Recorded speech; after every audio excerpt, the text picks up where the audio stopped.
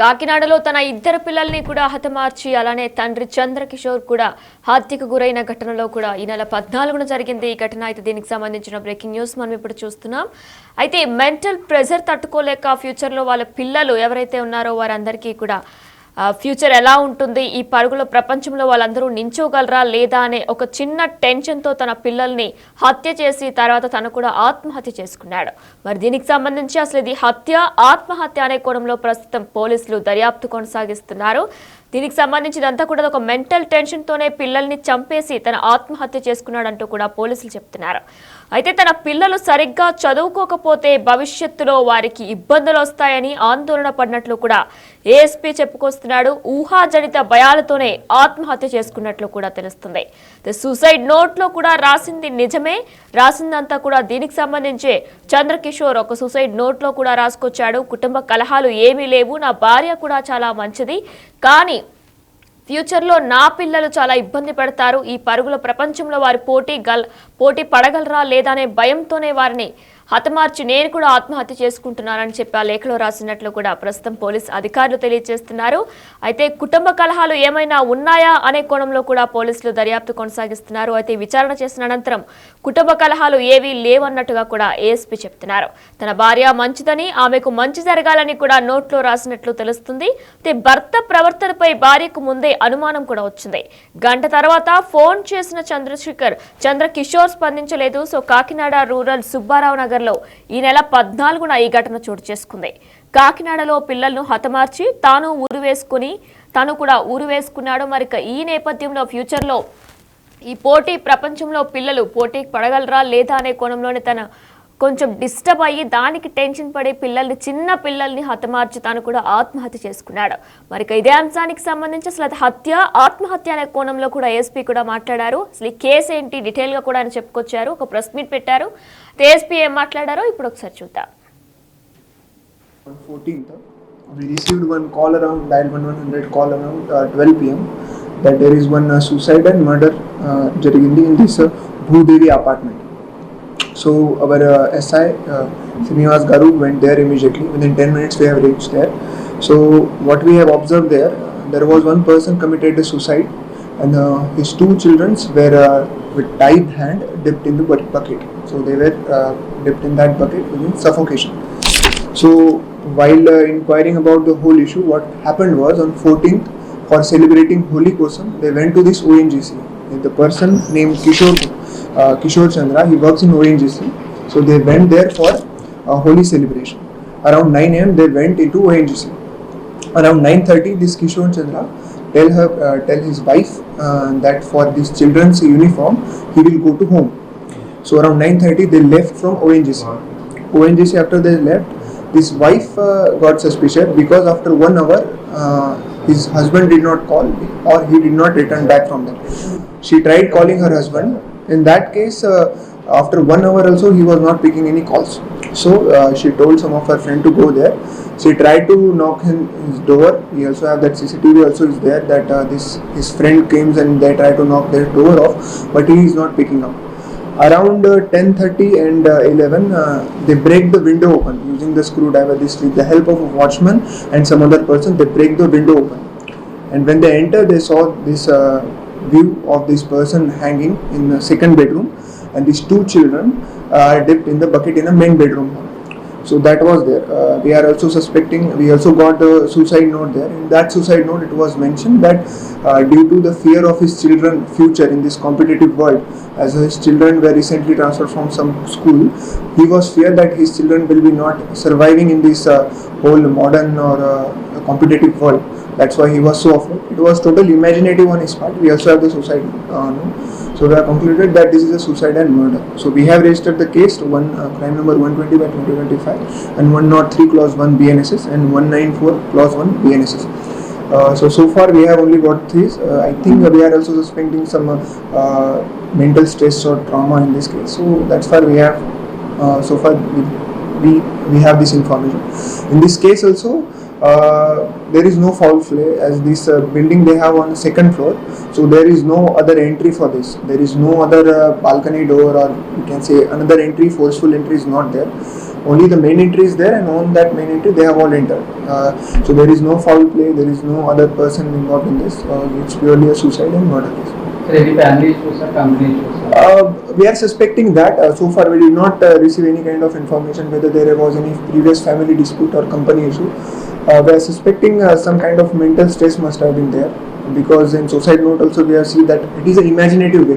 What he told that in competitive world his children will not able to survive, so he was tense about their future, so that's why he committed suicide and murder. Yeah, this issues are previous. We are also suspecting that so far we did not encounter any health issues, and we did not have any kind of information whether he was surviving from any mental issues, so that is there. ఉదయం 9 గంటలకి ఈ యొక్క వానపల్లి చంద్రశేఖర్ అతని యొక్క wife 2 kids అంతా కలిపి హోలీని celebrate చేసుకోవడానికి ONGC ఆఫీస్కి 9 గంటలకి వెళ్ళడం జరిగింది. వెళ్ళిన తర్వాత ఒక హాఫ్ అన్ అవర్ ఉండి ఇతను పిల్లలకి యూనిఫామ్ కొలతలో తీసుకొస్తాను, యూనిఫామ్కి మెజర్మెంట్స్ తీసుకుని మళ్ళీ నేను వెనక్కి వచ్చేస్తానని చెప్పి భార్యను అక్కడే ఉంచి ఇతను పిల్లలిద్దరిని ఇంటికి తీసుకుని రావడం జరిగింది. నేను మళ్ళీ వెంటనే వచ్చేస్తానని భార్యకి ఇతను మెసేజ్ చేయడం కూడా జరిగింది. మెసేజ్ అయిన తర్వాత మళ్ళీ అగైన్ సి మెసేజ్, కానీ ఆ మెసేజ్కి ఏమంటున్నాను ఎంతసేపటికి రాపోయేటప్పటికి ఆ వాళ్ళకి అనుమానం వచ్చి వాళ్ళంతా కూడా ముందు ఓఎన్జీసీ పీపుల్ వచ్చి ఇక్కడ వెరిఫై చేయడం జరిగింది. వెరిఫై చేస్తే ముగ్గురు యొక్క చెప్పులు జతలో గుమ్మం బయట ఉండడం జరిగింది. కానీ డోరు గెంటితే డోర్ రాలేదు. అనుమానం వచ్చి ఆ యొక్క కిటికీ తలుపులు అవి పగలగొట్టి లోనికి వెళ్ళి చూసేటప్పటికి సెకండ్ బెడ్రూమ్లో ఇతను ఫ్యాన్ సీలింగ్ ఫ్యాన్కి హ్యాంగింగ్ చేసుకుని ఉన్నాడు. తర్వాత పిల్లల గురించి వెతికేటప్పటికి పిల్లలు ఫస్ట్ బెడ్రూము బాత్రూంలో 2 బకెట్లలో తలలో బకెట్లలోకి పెట్టబడి ఉండి పిల్లలిద్దరూ కూడా చనిపోవటం జరిగింది. తర్వాత వీళ్ళ ముగ్గురు కూడా పిల్లలను చంపేసి చనిపోయాడు. తర్వాత ఈ యొక్క వీళ్ళు చూసిన తర్వాత 112 కాల్ చేశారు. ఆ కాల్ మీద మా ఎస్ఐ గారు అక్కడికి వెళ్ళి పరిశీలించిన తర్వాత పిల్లలందరినీ కూడా బకెట్లోంచి తీసి అన్ని చూస్తే పిల్లల యొక్క కాళ్ళు చేతులు యొక్క పురికొసతోటి గట్టిగా 2 కూడా కదలకుండా కట్టేయటం, అదేవిధంగా కళ్ళకి కూడా గంతలు కట్టాడు. పిల్లల్ని ఏదన్నా ఆట ఆడదామనేటువంటి మధ్య పెట్టి జాగ్రత్తగా ట్రాప్ చేసి కళ్ళకి గంతలు కట్టిన తర్వాత కాళ్ళు చేతులు టైట్ చేసి వీళ్ళని తీసుకెళ్లి బకెట్లో ముంచేస్తే అది ఊపిరి ఆడక ఆ పిల్లలు అక్కడ అందులో బకెట్లో చనిపోవడం జరిగింది. తర్వాత ఇతను ఆల్రెడీ ముందే డిసైడ్ అయ్యాడు కాబట్టి ఇతను కూడా సూసైడ్ హ్యాంగింగ్ చేసుకుని ప్యాన్కి సున్ని వేసుకుని చనిపోవటం జరిగింది. చనిపోయిన తర్వాత మా ఎస్ఐ గారు వెళ్ళిన తర్వాత అందరినీ పక్కకు ఉంచి చుట్టుపక్కలంతా కూడా నిశ్చితంగా పరిశీలించే నేర స్థలంలో ఒక సూసైడ్ నోట్ జరిగింది. ఆ సూసైడ్ నోట్ని దాన్ని జాగ్రత్తగా మేము కంపేర్ చేసుకుని ఇది అతనే రాశాడని చెప్పేసి నిర్ధారణకు వచ్చి ఆ సూసైడ్ నోట్ చేస్తే ఆ సూసైడ్ నోట్లో ఏమీ లేదు. నా పిల్లలు భవిష్యత్తు పోటీ ప్రపంచంలో సరిగ్గా చదవట్లేదు. వీళ్ళు భవిష్యత్తులో పోటీ ప్రపంచంలో వీళ్ళు సరిగ్గా చదవకపోతే వీళ్ళ జీవితంలో సరిగ్గా స్థిరపడలేరు. జీవితంలో సరిగ్గా స్థిరపడలేకపోతే వీళ్ళు కొన్ని కష్టాలు పడవలసి వస్తుంది. వీరు పడేటటువంటి కష్టాలని నేను చూడలేను, నేను వాళ్ళ కష్టం పడతాను, నేను భరించలేనటువంటి సైకలాజికల్గా ఒక డిప్రెషన్లో ఉండి ఇంబ్యాలెన్స్ ఫీల్ అయ్యి అతను ఒక నిర్ణయానికి వచ్చి ఆ పిల్లలందరినీ చంపేసి తన ఉరేసుకోవటం అన్నటువంటి జరిగింది. ఇంతవరకు జరిగినటువంటి మా దర్యాప్తులో ఇంక ఏ విధమైనటువంటి కోణాలు వెలుగు చూడలేదు. ఓన్లీ ఆ లెటర్నే ఉంది. లెటర్లో కూడా వైఫ్కి మంచి కితాబ్ ఇచ్చాడు, నువ్వు చాలా మంచిదనం అనేటటువంటిది వైఫ్కి కూడా మంచి కితాబ్ ఇవ్వడం జరిగింది. అవి మిస్ అని కూడా రాశాడు. అంతవరకే ప్రస్తుతం. కాబట్టి ఈ యొక్క తల్లిదండ్రులు ఈ కేసును బట్టి మనం చెప్పేది ఏంటంటే ప్రజలకి మేము ఇచ్చేటటువంటి సార్ కానీ మేము కానీ ఇచ్చే సందేశం ఏంటంటే పిల్లల మీద ఈ యొక్క చదువు ఒత్తిడి అనేటటువంటిది ఎక్కువ పెట్టవద్దు. అదేవిధంగా 5th క్లాసు 10th క్లాస్ లోపు వీళ్ళు ఏదో చదివేస్తారు, వీళ్ళు అయిపోతారు అనేటటువంటిది ఆశించవద్దు. 5th క్లాస్ వరకు నార్మల్గా ఉండి 5th to 10th క్లాస్ వరకు అబోవ్ యావరేజ్కి వెళ్ళి ఇంటెలిజెంట్ మంచి మార్కులు తెచ్చుకున్న వాళ్ళు ఉన్నారు. ఆఫ్టర్ 10th క్లాస్ కూడా బాగా మంచి కాలేజీ ఫస్ట్ స్కూల్ ఫస్ట్ వచ్చిన వాళ్ళు కూడా చాలామంది ఉండి తక్కువ మార్కులు వచ్చినప్పటికీ కూడా ఇంటర్మీడియట్ మెయిన్ ఎగ్జామ్లో తక్కువ మార్కులు వచ్చి మంచి ర్యాంక్స్ ఎంసెట్లో మంచి ర్యాంక్స్ పొందిన వాళ్ళు ఉన్నారు. కాబట్టి మనం చిన్నతనంలోనే వీళ్ళ యొక్క భవిష్యత్తుని ఎస్టిమేషన్ వేసేసి ఈ విధంగా చేయటం అన్నది కరెక్ట్ కాదని పిల్లల యొక్క తల్లిదండ్రులకి ఇందు మూలంగా మా సారు మేము మా ఎస్పీ సార్ తల్లిదండ్రులకి ఒక సందేశం తెలియజేస్తున్నాం కాబట్టి అందరూ పాటించి పిల్లల మీద ఒత్తిడి పెట్టకుండా ఆడుకునే టైంలో ఆడుకుంటారు, చదువుకునే టైంలో చదువుకుంటారు. అంతేకాకుండా ఈ పిల్లల యొక్క ఈ డెవలప్మెంట్ అనేటటువంటిది 2 కారణాల మీద ఆధారపడి ఉంటుంది. ఒకటి హెరిడిటీ అండ్ ఎన్విరాన్మెంట్. హెరిడిటీ అంటే ఈ యొక్క తల్లిదండ్రుల యొక్క తెలివితేటలు, వాళ్ళ యొక్క పేరెంట్స్, వాళ్ళ పూర్వీకుల యొక్క తెలివితేటలను బట్టి ఒక ఐక్యూ అనేటటువంటిది డెవలప్ అయ్యి పిల్లలు ఆ విధంగా డెవలప్ అవుతూ ఉంటారు. కొంతమంది అబవ్ యావరేజ్ బిలో యావరేజ్ ఉంటారు. అదే విధంగా ఉన్న పిల్లలు ఎన్విరాన్మెంటల్ ఎఫెక్ట్ అంటే తోటి విద్యార్థులు బాగా చదువుతున్నప్పుడు వాళ్ళు చదువుతున్నారు, మనం ఎందుకు చదవకూడదు అనేటటువంటిది ఆ యొక్క స్కూల్ వాతావరణం, స్కూల్లో చెప్పేటటువంటి పాఠాలు, టీచర్స్ ఇచ్చేటటువంటి మోటివేషన్ లెసన్స్ని బట్టి కూడా ఎన్విరాన్మెంట్ బట్టి కూడా డెవలప్ అవుతారు.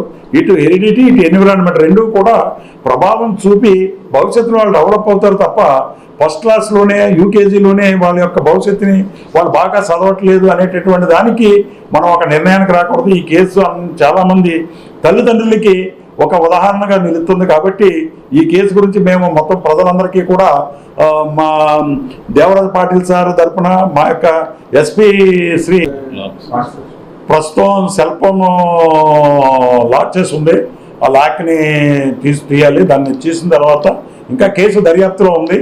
ప్రస్తుతం మనకు వచ్చింది ఏంటంటే సూసైడ్ నోట్ని బట్టి ఆ యొక్క పిల్లల యొక్క భవిష్యత్తును దృష్టిలో పెట్టుకుని ఇతను మెంటల్గా డిజార్డర్గా మానసికంగా సంక్షోభంలో ఉండి డిప్రెషన్లోకి వెళ్ళి అటువంటి నిర్ణయం తీసుకున్నాడు తప్ప అంతకు మించి ఏమీ లేదు. మాకు కూడా ఇంతవరకు దర్యాప్తులో ఏ విధమైనటువంటి కోణాలు దీంట్లో వెలికి చూడలేదు, రాలేదు. సీసీ ఫుటేజ్ కూడా ఏం లేదు.